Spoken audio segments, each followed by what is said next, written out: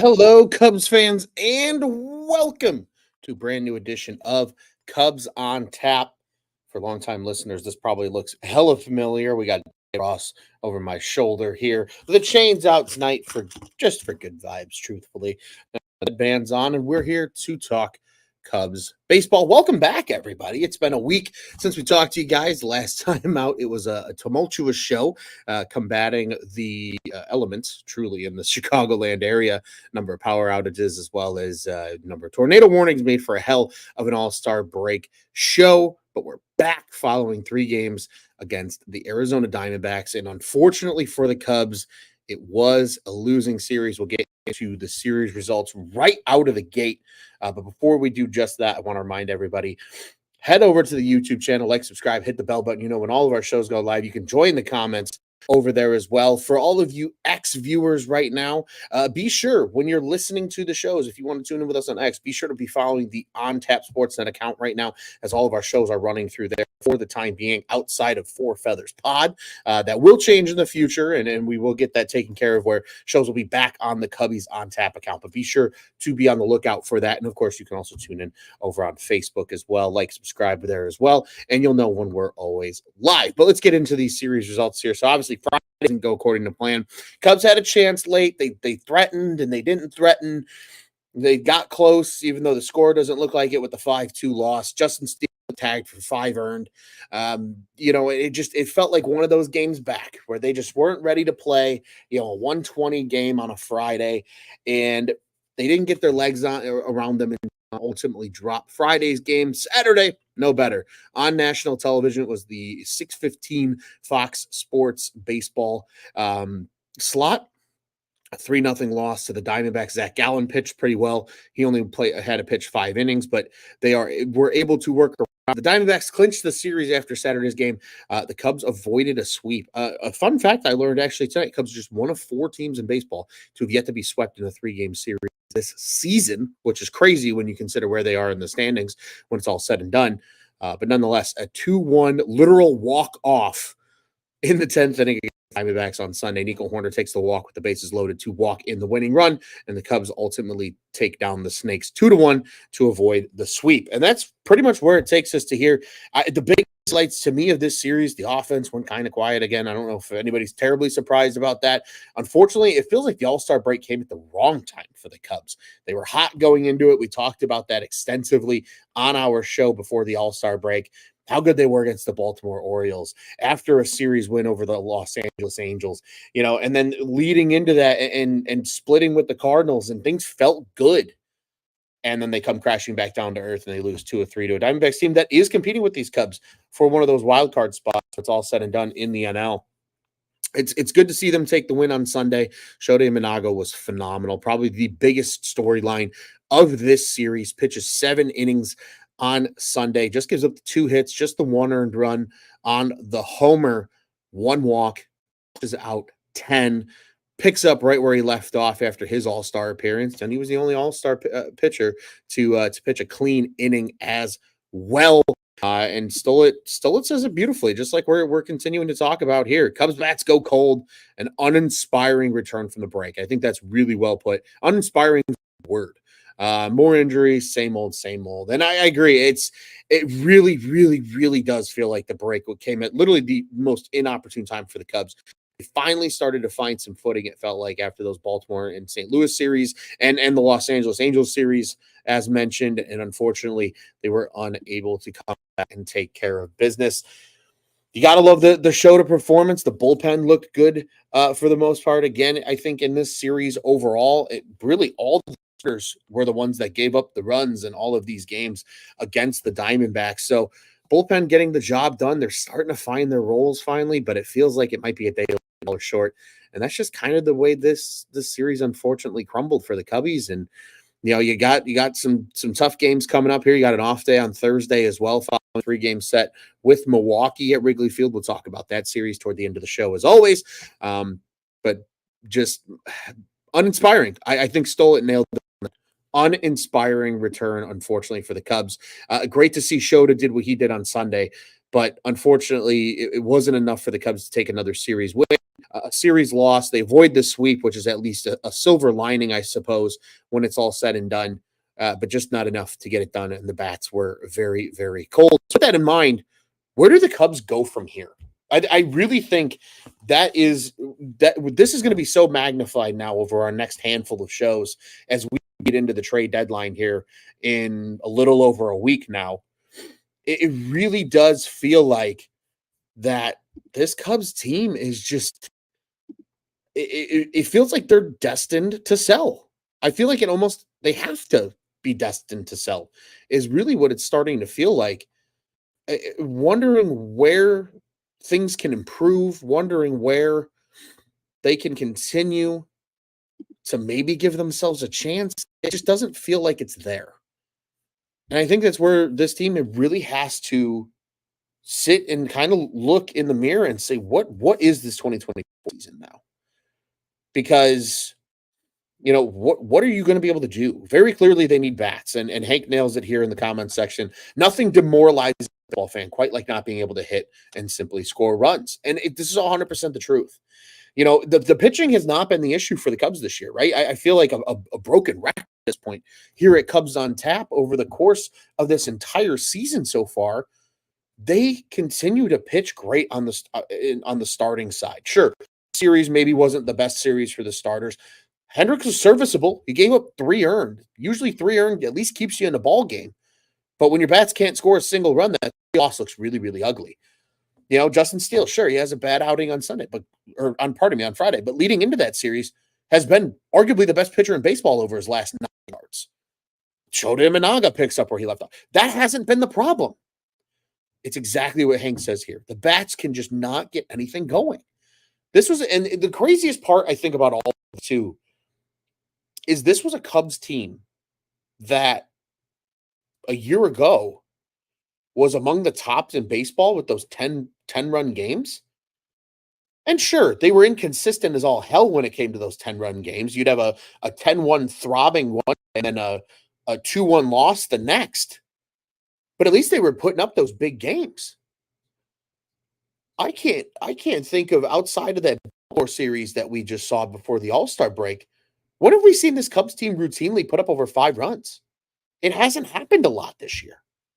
It simply hasn't happened a lot this year. The offense has not been at the same level as it was a year ago. The offense last year wasn't the problem. It was largely the pitching. And then it's a big, huge flip-flop this year. The starting pitching is absolutely sensational. 1 through 5, truthfully. I mean, last year it was Steele, Stroman before he got hurt, and then a lot of question marks. This year, everybody's clicking 1 through 5. But now the lineup can't click. They're not getting anything that they need. And it is demoralizing. It's incredibly demoralizing, Hank. You're 100% correct. Because right now, as we sit here and say, where does this team go from here? It feels like a wasted season. And because the offense wasn't ready to hit. Bellinger regressed, which credit to my co-hosts here who sit on this microphone with me over the course of an offseason on a weekly basis. And we talk what this Cubs team could look like coming into the year. And June continually brought us back down to earth and was like, guys, this offense, like they have to have a lot of things right to replicate what they did a year ago. And there's been great stories, obviously, right? We've praised and continued to praise guys like Ian Happ, who have turned it on of late. Guys like Michael Busch, who have been consistent over the course of the season. But guys like Seiya Suzuki have been up and down. Cody Bellinger has not hit at the level he did last year. Cody Bellinger and Seiya Suzuki carried this Cubs team for a large part of that hot stretch from late July to early September. They have nobody right now that's carrying this team. Michael Busch and Ian Happ are doing a lot of great things, but it's not enough to carry this team. I don't think they have that bat in this lineup that can carry this team, at least not this year with the way guys are playing. Now, sure, guys can outperform the norms or, come out of nowhere and surprise you and maybe carry this club. But they haven't gotten that. And I don't think they're going to get this season from anybody currently on the roster. So it's a big offseason coming up for Jed. And I think it's a big trade deadline. We don't even have to talk about the offseason yet. We'll kick that can when it comes. This Cubs team right now, right this very moment, is truly, in my opinion, in a position where they have to sell. To me, there's no other way around it at this point. Because what are you going to do when you get to the offseason and Juan Soto's not available? Right? Let's say even he did want to come to Chicago. Are they going to pay him what he wants to be paid? Probably not. So how do you, the collective you, and this you being Jed Hoyer, how do you make this offense better for next season? I think you have pieces, truthfully. Michael Busch, 100%. Ian Happ, yeah. But there's a lot of question marks, too. Part of me feels like maybe trading Cody Bellinger here at the deadline might be the right move. Because you have to think about the future. And to me, there needs to be a switch up. Because clearly this core, as constructed, is not getting the job done. Plain and simple. Just not getting it done. Now, if this team can put it, another really, really high quality bat in there, and then maybe another really strong bat in there, maybe things can go better. And we're going to get into the details of it here in a little bit, but to me, the reason that a Jameson Taillon is available at this line is for that reason. It's to say we're going to deal from strength, which right now is absolutely their starting pitching, and clear a ton of money in the process, right? JMO's got $18 million for the next 2 years after this one. Granted, he's got a modified no trade clause to work around, and we've seen in the past guys like Eric Hosmer say, no, you're not trading me, right? So you never know. But they need to start getting other pieces of infrastructure in here in order to set themselves up, I think, for the offseason. Like, to me, Jed Hoyer's season starts next week, July 30th, the trade deadline. Because you can absolutely, if you're Jed Hoyer, start getting some pieces that, okay, hey, this addresses a need that we have going into the offseason. Maybe we can go get something here. Maybe we can go get something here. Deal from that strength that you have right now and starting pitching some money. And maybe, just maybe, you can actually go take a big swing on a big bat this year and get something done. Because like Stolitz says here, superstar bats do not slump. And if they do slump, their slump is still better than most guys on average, right? Bryce Harper and Juan Soto and, all these guys, when they're on a down period, are probably still hitting over a 15-game span, like 260. That's great compared to what this Cubs team has currently at the moment. What says here? It says injuries, no superstar to rely on. Everybody's squeezing the bat, and it's making for some bad defense as well. It's been rough, but it's been truly rough. And I don't know what they're doing specifically. I don't know what Jed Hoyer has up his sleeve, but he needs to do something because he's starting to get on the hot seat. His contract is up at the end of the 25 season. He's probably got one more run to prove that this is his team and he's meant to be the one winning it. Because otherwise, when it's said and done, what are you going to do? You clearly need offense. We just saw that in this Arizona series. We saw that when you can only scrape across 4 total runs in this entire series. And even in Sunday's game, yeah, you win the game, and that's great. But the team had 4 hits. You got lucky because your pitching was brilliant to even remotely keep them in the game. You can have that. And I think the reason that you hear a report about a Jameson Taillon being available is because they understand we need a deal from strength to go build up some of the bats. And if you can go get a guy right now who is going to help this ball club beyond this season, I think you do it. I think you have to do it. I don't think there's any question about it. Maybe it gets you a chance to sneak in as a wild card team late because it's a spark plug to your team, right? Juice said it on the All-Star show on Monday. We've talked about it as a whole, as a group, kind of leading into the month of July. Buy it at the same time, but deal from strength. And that seems to be what's coming. And we're gonna address the exact here in just a second in regards to the player and what that means from a contract standpoint and things of that nature. I do want to share a comment, one more here from Stole It Breezing. He says, Council is the fire against Jesse Rogers, but not with the umpires squeezing the Cubs in games. The most has shown all season. And I'm sure he's frustrated. And that's not his managerial type. You know, I appreciate the manager that gets fired up. I do, truly do. I think it's fun and it's awesome to see. But even in Friday's game, he was chirping and yelling from the dugout. I think a lot of these umps just respect Craig Counsell and they let him get away with a lot more than some of the other managers do in baseball. You know, like Aaron Boone gets tossed all the time, but that's just because he's got a big mouth. And I don't think that's a bad thing. But we're starting to see it. And you know what? I'm not mad at Craig Counsell here. None of this is, to me, is Craig Counsell's fault. Like, he didn't build this roster for this season. He was just handed a check and told run it. And I think he's done overall a pretty damn good job given the circumstances, the amount of injuries. I mean, Stoll, you said it yourself. The amount of injuries that have impacted this team is bonkers. Like, the fact that they're even hovering right now about 500 is impressive.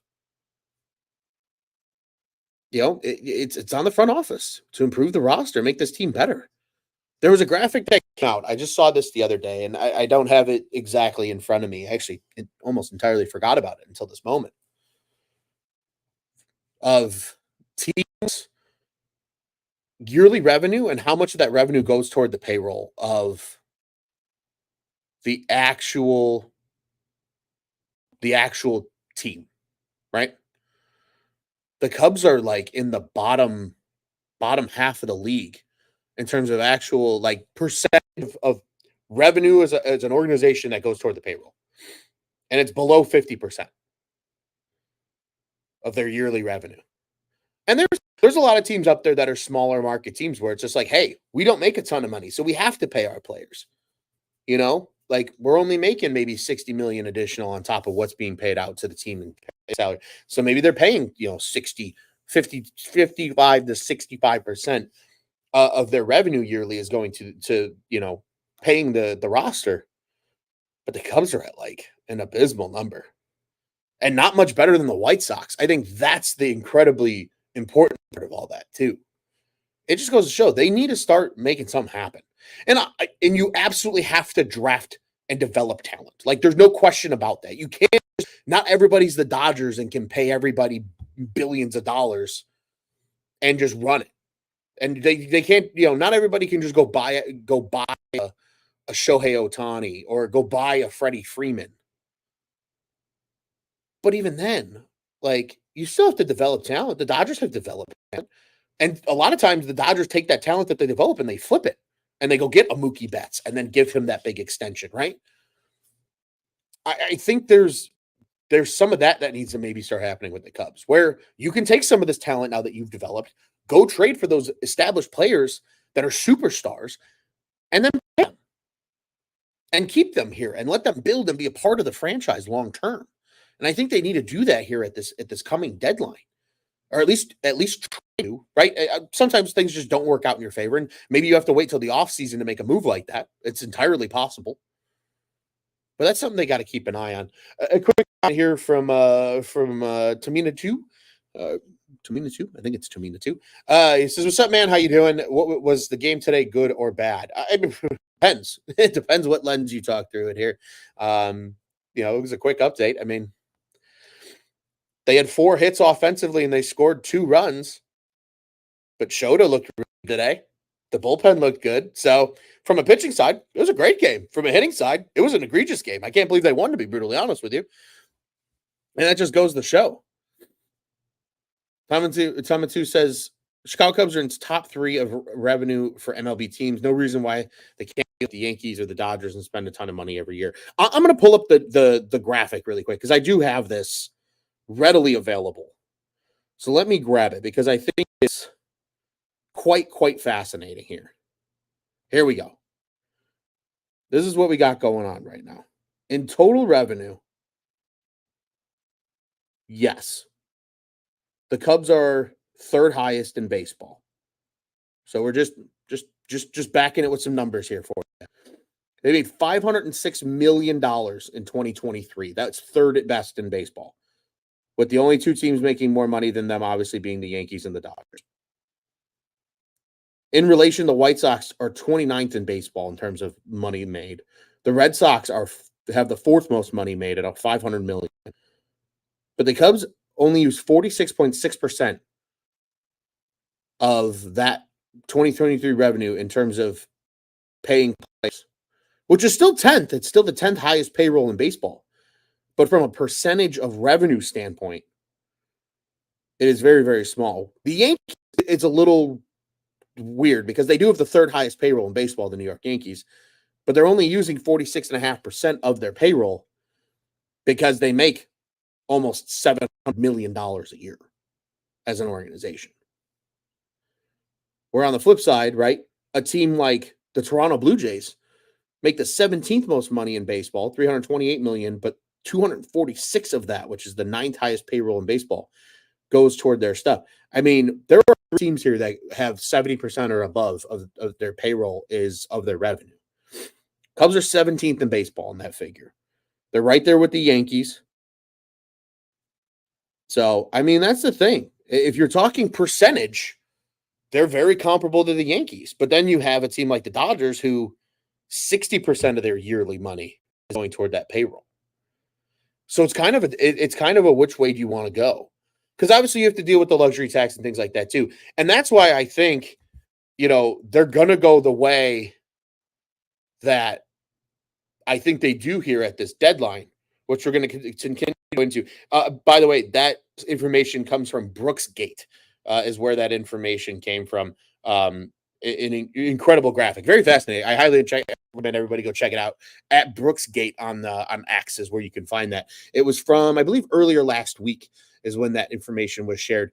Very interesting. But they're a top 3 team in revenue in baseball, and they're a top 10 in payroll.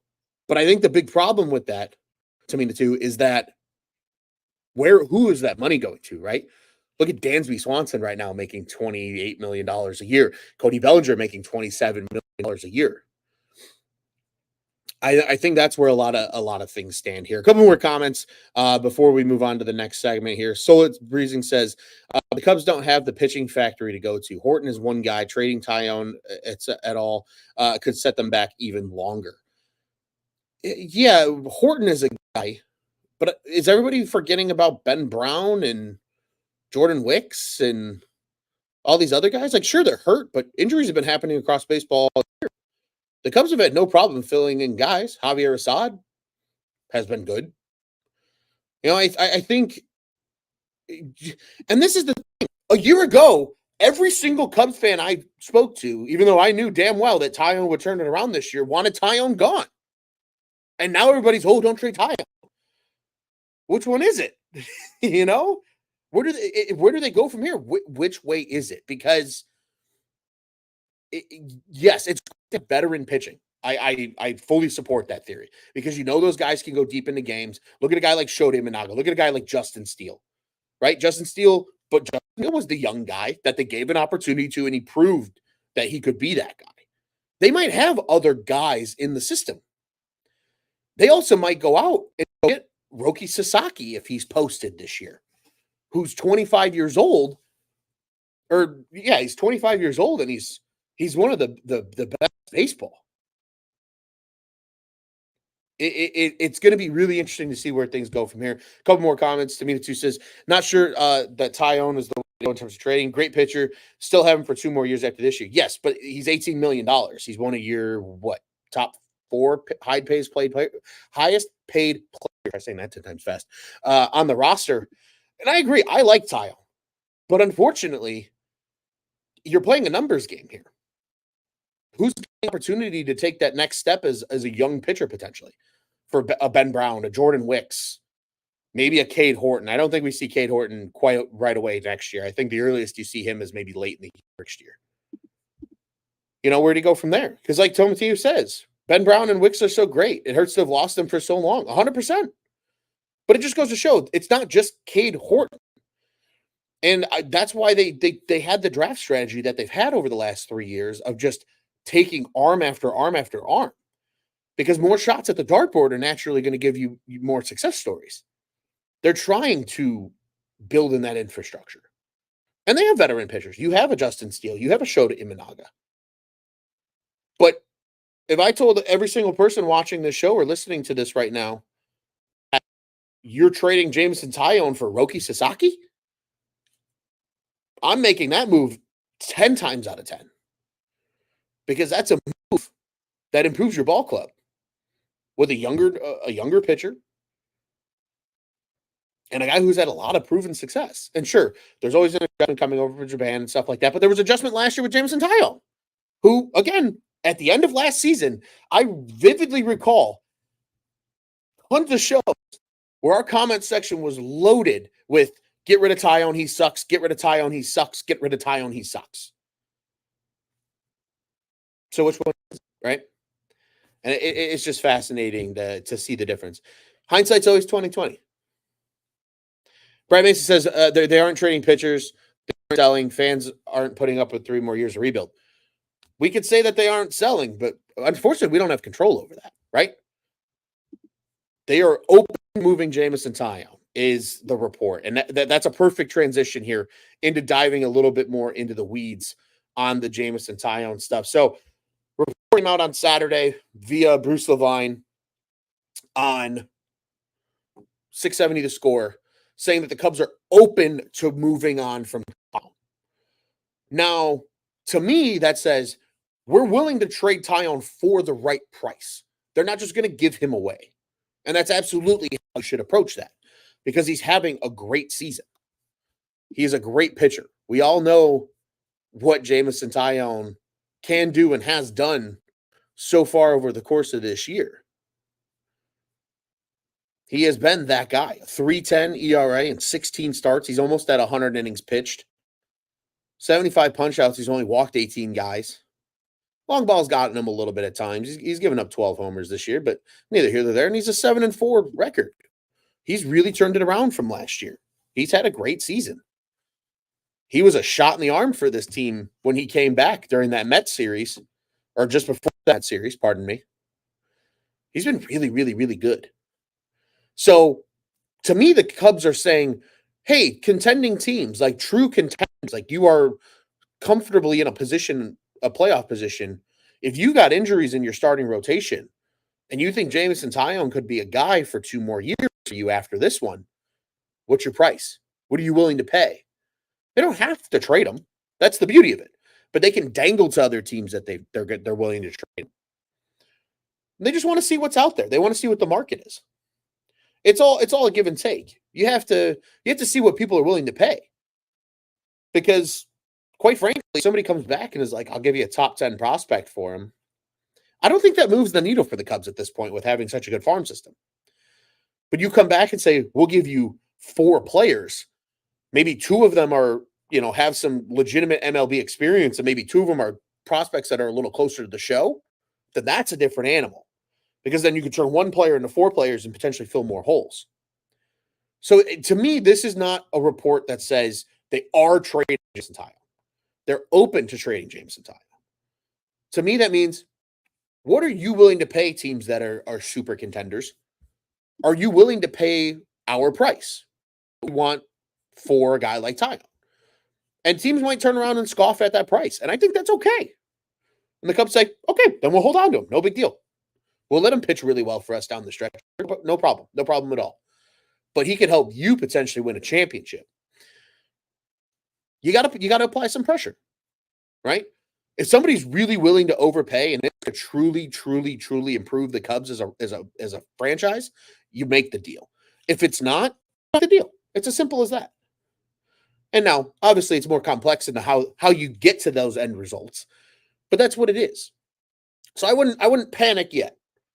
And I like that Jameson Tyon's getting the love. I think that he deserved even last year. It's an adjustment year. You just got paid a ton of money to come to a new city. And he very openly said during spring training that he was working on new things that the Cubs told him would help him improve. We're seeing that put into action this year, and what has happened with that. To a fairly good pitcher altogether in Jameson Tyon has maybe gotten a little better because of some of the tricks that the Cubs told him to do. And he worked on it and he figured it out. We saw Tyon turn it on and get a lot better late in the season last year. He just had a really rough beginning of the year. Now we're seeing it put into action over the course of a full year. So I think with Tyon, this is a one it's going to be navigated differently than I think a lot of people are thinking based on the report. Because as I said, Tyon has 2 more years after this one at $18 million a year. He's an 18 flat guy over the course of the contract. He's 32, so he's still relatively young when it comes to pitchers. He's not really a power pitcher, so he should age just fine and gracefully over the course of the rest of that contract. And he has a modified no trade clause in each of the years of the contract. Now, I don't know what the specifics are of that modified no trade clause. I'm assuming it's a certain number of teams that he can say no to a trade to. Usually it's like a team list. Hey, the 10 teams that are no-goes. But to me, if you're Jameson Tyon, you don't have a ring. If you're given the opportunity to go to a contender, I'm sure he would want to do that. Especially when you're going to make $18 million a year to pitch for a contender.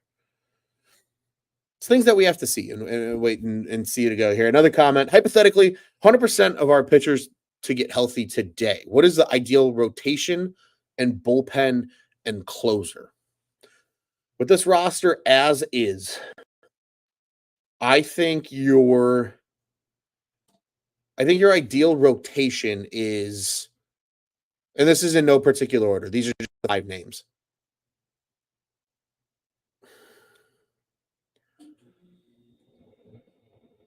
I think it's Tyon, Steele, Shota, Assad, and Brown. I think it's a toss-up between Assad and Wicks. I think Brown should be because he statistically is better as a starter than he is as a reliever. But I think Wicks would be so fascinating as a long option as a lefty coming out of the pen because he's really gassed up his strikeout stuff. We saw it. He wasn't pitching as deep into games before the injury, but he was striking out a lot more guys than he was the year prior, where he was pitching a lot more to contact. So I wonder how that would play in a bullpen role where he's not needing to burn as many bullets every game. But we've seen Assad and what he can do out of the pen, but he's been just as good as a starter. But see, and then though this is where things get, right? I'm sitting here playing this mental hurdles game right now. And everybody's like, well, you can't trade Tyon because what are you going to put behind him? There's a lot behind him. I think Wesneski's a pen guy. I think he has to be a pen guy. I think he's incredibly admirable as a spot starter. I think that's a phenomenal role for him.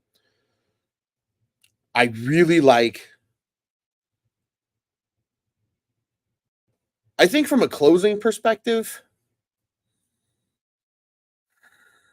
man, I don't even know who on this team would be like a closer. To me, actually, Caleb Killian's my closer. If we're talking all guys healthy, Merriweather is my 8 guy, and Neris is my 7 guy. That's probably how this thing shakes out. Or Neris is one of the 7 guys. I think you could have a couple of guys there that can pitch in the 7th. And that's if you need them. This Cubs starting staff has largely gone right into those 7th innings. So you have a guy like Leiter Jr. who can escape jams, right? Houdini. You have a Neris who does a little bit different than a lot of the guys in your pen. And then to me, if, again, all guys healthy, Merriweather is my setup. Caleb Killian, I think, is going to be nasty as a reliever. And I know friend of ours in over on the Dingers podcast, Jake, wants to see Killian get an opportunity as a starter. And maybe down the road, I think you could see that happen. It wouldn't happen this year just because there's not enough time for him to ramp up. But you give that dude 1 inning to go out there and throw on, That's really appealing. Or you could flip flop those names, him and Merriweather, in my opinion.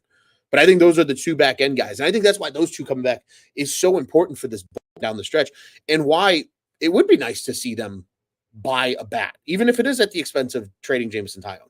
You go out and get a very experienced bat to join this lineup, that could be a big difference. But we'll have to wait and see. There's a lot of opportunity and ways they can go there. So I think that's a great question. A follow up to that, I think Assad would probably be better in a bullpen or even closer role just because of his low inning outings. Sure.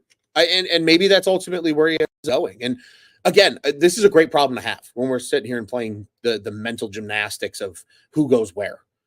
I think that's a good problem to have moving forward for the Cubs team, especially beyond 2024, because then it really is, hey, we know where this team needs to go improve, and that's with bats. And you can determine if maybe a prospect you think is ready to get a shot, or if you say, hey, this prospect has finally garnered just enough hype where it's time to move him for somebody that's very established. They got to play that weight game of pros and cons. And Hank follows it up. He says, unfortunately for the Cubs, there aren't any great free agent hitters besides so in the offseason.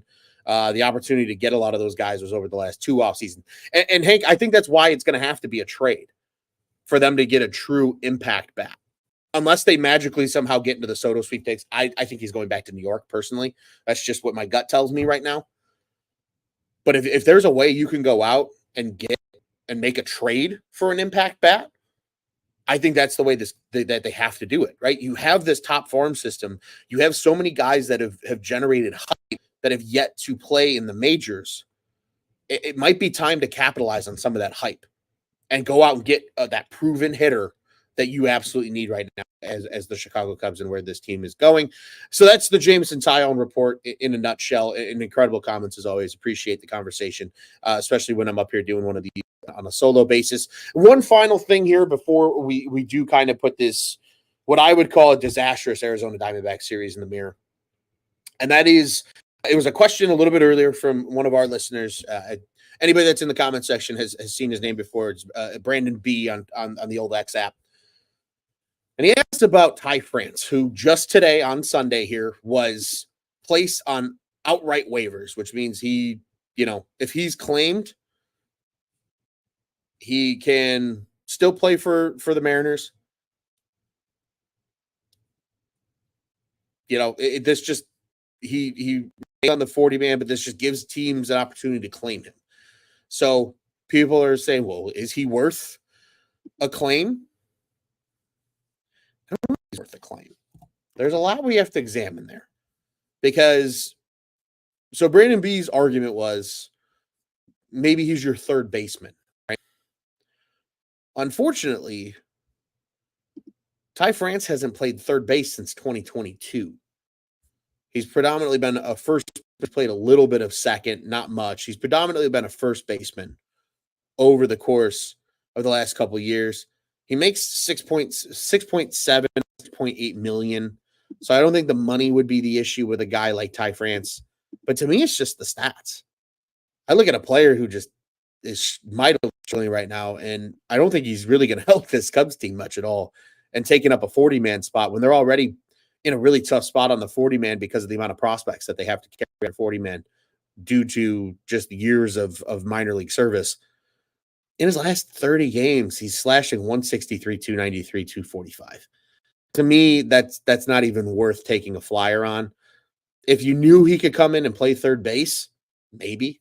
But I don't think you can confidently sit here and say that a guy who legitimately hasn't played the position since 2022. And even in 2022, he only played 6 games and 47 innings at the position. Before that, it was 5 games the year before in 2021. I mean, in grand total in his career, he's only played 53 games at third base, played 54 at second, but he's played 484 games of his career at first base. I mean, he's a first baseman to me. And at this point, you have Michael Busch, and I don't think he's a better option than Michael Busch at all. So that one, a good one for fun, certainly. I don't think Ty France is a Chicago Cub. I think he's going to stay in Seattle. I think the Mariners are just going to be stuck with him unless somebody really thinks they could use him at first. I think he's ultimately going to stick with the Mariners for at least for the rest of the season, and then they would have to wait and go from there. One final comment here from Tomita 2. I've loved Soto for so long. He's been my favorite non-Cubs player since his shuffle. The Cubs have a lot of money. He thinks they should invest. I think they should invest as well. I think a lot of Cubs fans think they should invest as well. I think there's just a very common fear that the Cubs aren't going to be wanting to pay that price tag.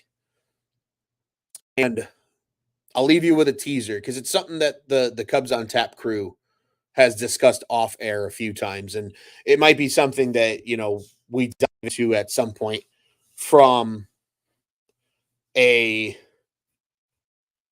podcast discussion, maybe in the off season, but how the Cubs missing out on Bryce Harper potentially changed the timeline of the golden era of Cubs. Imagine if they go out and they get Bryce Harper when the Rizzos and Bryants and all those guys are still here. Maybe the 2021 sell-off doesn't happen. Maybe we're sitting here and the Cubs have already won another World Series.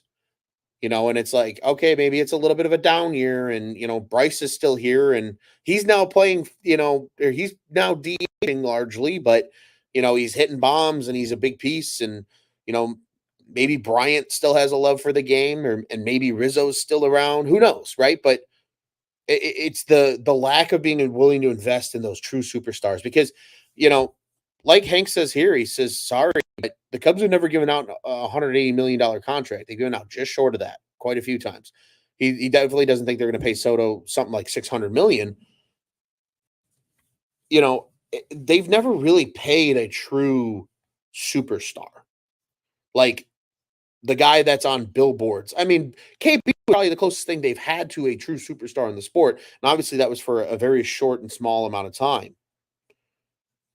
It's they haven't had a true superstar in so long. And I just don't see them paying for one. It feels like that they have to go either draft one or find one as a diamond in the rough. And, that's so hard to do and so hard to find. So we'll have to wait and see from there. Another one here, big, but did you see Chris Bryant's outing today in AAA on rehab? He was 5 for 5 with a homer. I would love to see vintage KB again, just for his sake. I still root for those guys that have left the team, especially KB. KB is the one I want to still see succeed. So I'm right there with you, Tamina, too. I would love to see that guy even be somewhat similar to what he was as a Cub. He's hell of a baseball player. He's not a guy that has an ego. He just plays baseball and he's good at it. And he's just been really, really hurt. And it's kind of tragic. And I would really like to see him be vintage KB again as well. I think that would be pretty cool. We'll put this series behind us. It was a disastrous offensive series. Like I said a little bit earlier, just 4 offensive runs scored in a 3-game set by the Cubs this weekend. Steele didn't have his greatest outing, coming back from break on Friday. Hendricks was serviceable on Saturday, but the bats did nothing. Sunday, they squeak out a win. Some incredible pitching all the way around. The bullpen was great. Shota was phenomenal. 7 innings, like I said earlier, 2 hits, the 1 walk, 10 Ks. And that one earned run coming on a home run. Shota Imanaga was special. Picked up right where he left off as an all-star. Hopefully that continues because we should see Shota when this team enters on the road. I'm trying to mentally remember who the hell they're going to play in that weekend series. I got to look it up now. I pride myself, everybody, and usually have the monthly schedules memorized when we get to that month. The Royals always escape me. When the Cubs go to Kansas City, Shota should pitch in that series. And then again, like we said, they'll be in Cincy on the night of the trade deadline. The trade deadline's Tuesday, July 30th. That'll be game 2 of the Red Series. So by as soon as, that last game of the Red Series, we could see a new face on the team potentially. We see him at Wrigley for the first time on August 1st. That's when the Cubs open up a 4-game set with the Cardinals, a 7-game home stand as well, because they have 3 with the Twins following that. August is a kind month to the Cubs, truly. So you almost sit here and you wonder if maybe there's a chance. You saying there's a chance? I don't know if there's a chance, but nonetheless, we will not look ahead to the 6 games on the road starting on Friday just yet, when we will see Shota Managa again, because next up on the schedule is the Milwaukee Brewers. It's a 3-game set here at Wrigley Field. That one starts on Monday. First 2 games of this series are 7:05 games. Monday, 7:05. Tuesday, 7:05. Luce will be in the bleachers for the first time in a hot motherfucking minute on Tuesday. Very excited about that. I haven't been at Wrigley in well over a month, actually, I think, at this point. It's been a while, so it'll be good to get back there. I'm very excited. I miss Wrigley, truly. But it's with the Brewers. And then Wednesday is a good old getaway day game. That's a 1:20 start on Wednesday. Cubs are off on Thursday before they go to KC to start the 3 games on Friday. I don't really give a shit what the Brewers do. That is neither here nor there. But Milwaukee is next up. Man. I mean, we know that we know that this series is so important, right? Like, I think at the end of the day, it's so easy to just like be like, oh, well, it's 3 with Milwaukee. Yeah, well, this is 3 division games. You really want to win these. You really want to at least win 2 out of 3. Because I think they have a chance against, I know the Royals are a good baseball team this year, but they have a chance against the Royals. I think they have a chance against the Reds, right? The Reds are actually below the Cubs in the standings. Only by half, but it's true. Cubs are in 4th place right now. 10 games out of first. 3.5 only out of the wild card still. Even with a disastrous Arizona series. The craziest thing about baseball now with the expanded wild card, that last wild card spot is so much up for grabs. But you got a Reds team battling right there with you. You got a Royals team who's a playoff team right now. They're gonna pose a challenge. They just got done kicking the absolute shit out of the White Sox over the course of this weekend. But you got to win these 3 with the Brewers. At least 2 of them. At least 2 of them.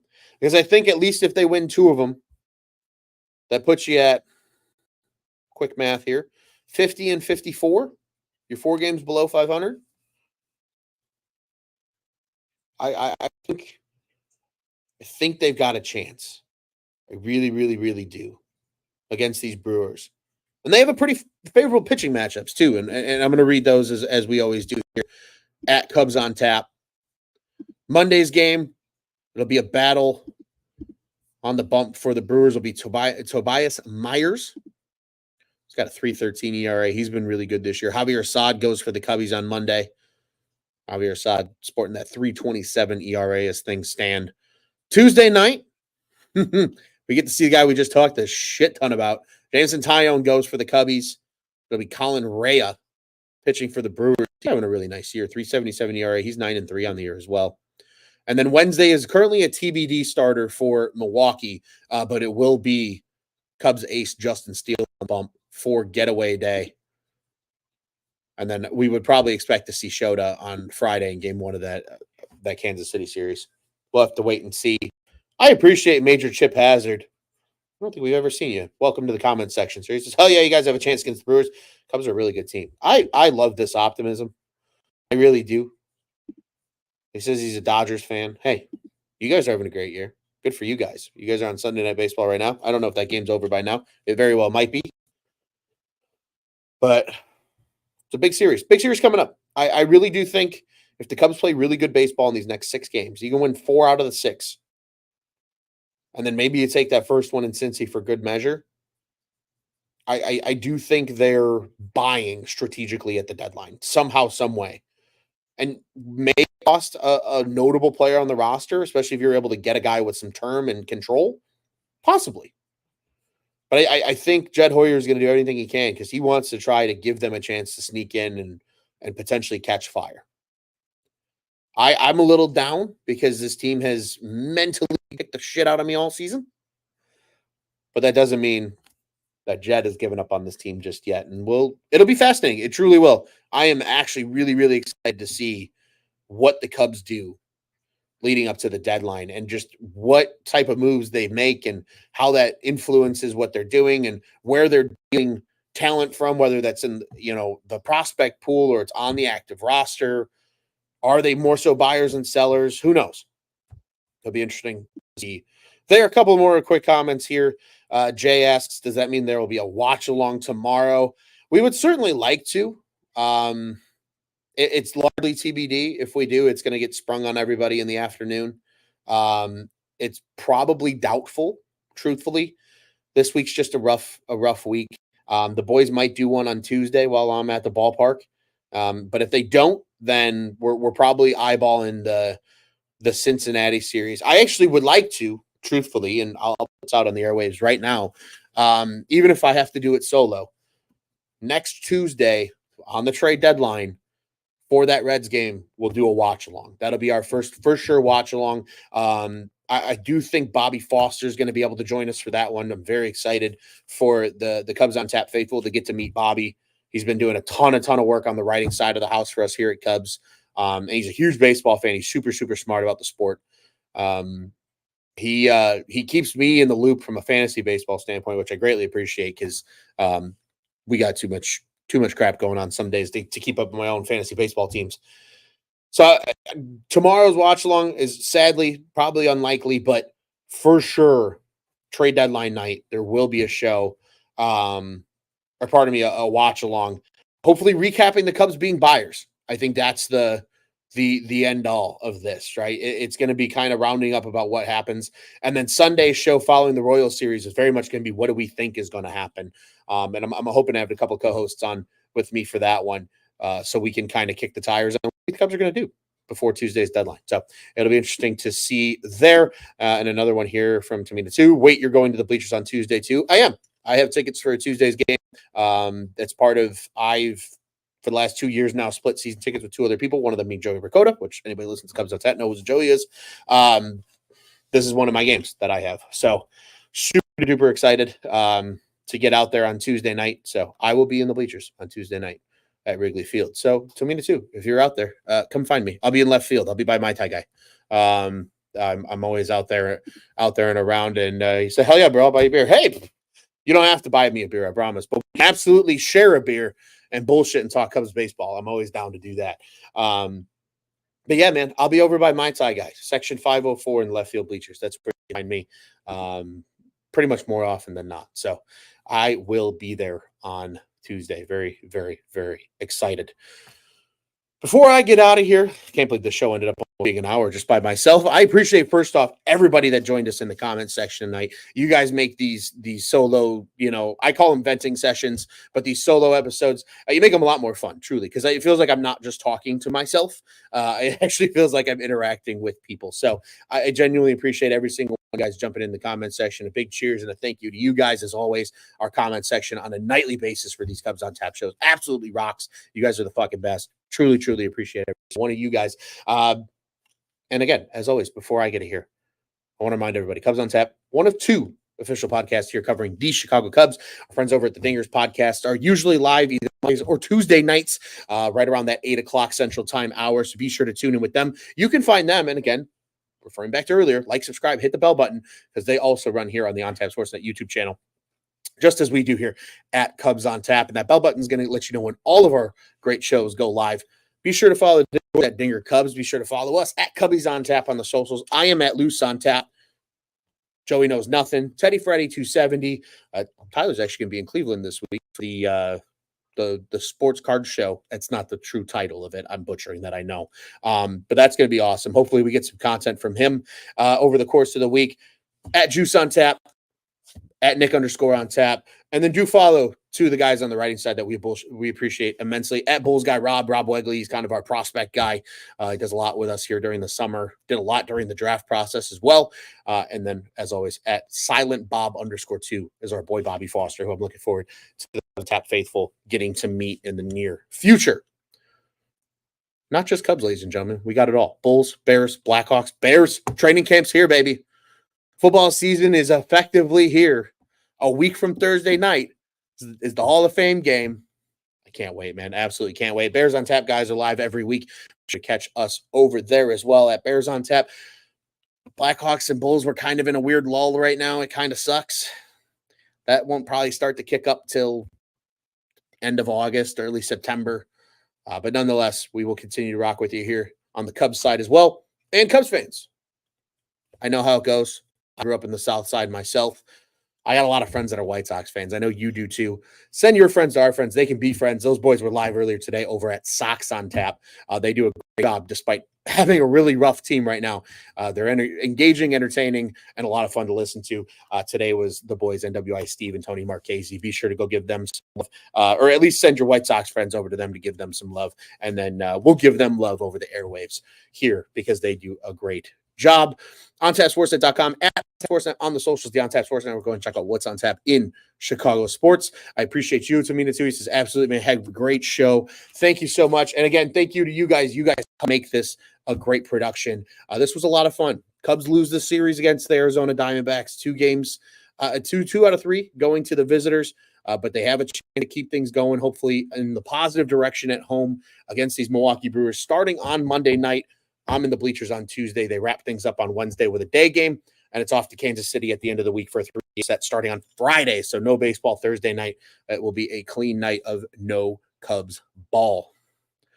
As always, I am Ron Luce. I appreciate every single one of you. This is Cubs on Tap. And as always, folks, because even though we haven't seen them in a while, we saw them a little bit before the All-Star break, and we like them anyway. Fuck the Cardinals. They're on the schedule coming up now.